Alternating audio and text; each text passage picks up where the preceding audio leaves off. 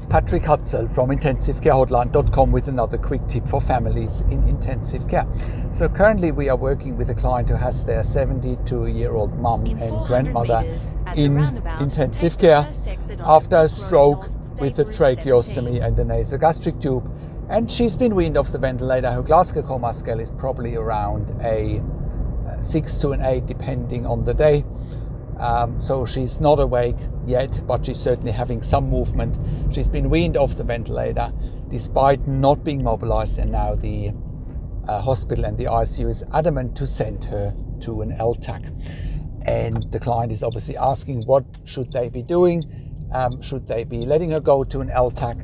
And I advise the client that they should go to the LTAC, have a look for themselves, ask some questions. We set them up with a series of questions. And it turns out that at the LTAC, there won't be any rehabilitation.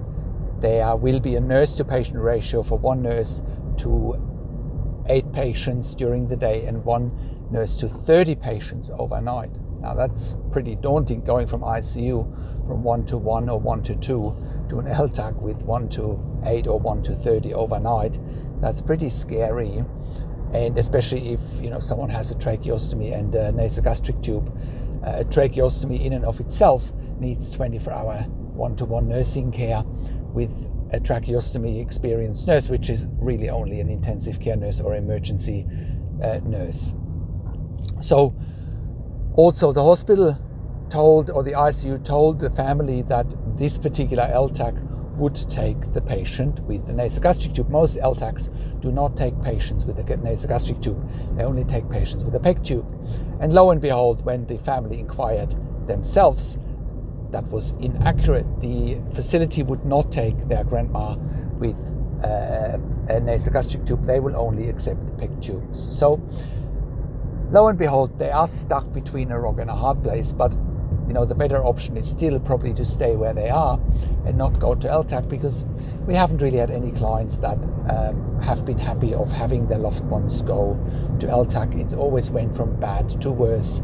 So for now, my advice is really to keep staying put, keep their grandma in ICU until she can wake up. The ICU team needs to start mobilizing her, needs to start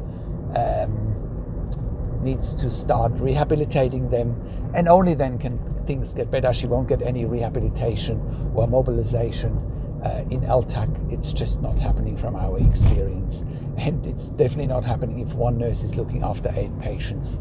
LTACs are just designed to save money. They're not designed for clinical need.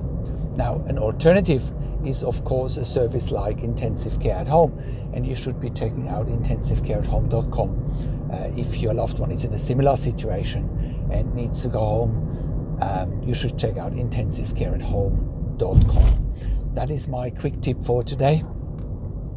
If you have a loved one in intensive care, go to intensivecarehotline.com, call us on one of the numbers on the top of our website, or send us an email to support@intensivecarehotline.com.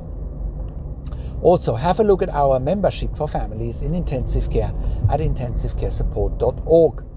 If you need a medical record review for your loved one in intensive care or after intensive care, please contact us as well and we can help you with that.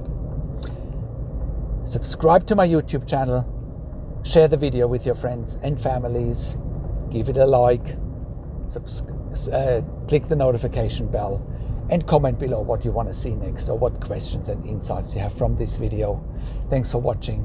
This is Patrick Hutzel from intensivecarehotline.com, and I will talk to you in a few days.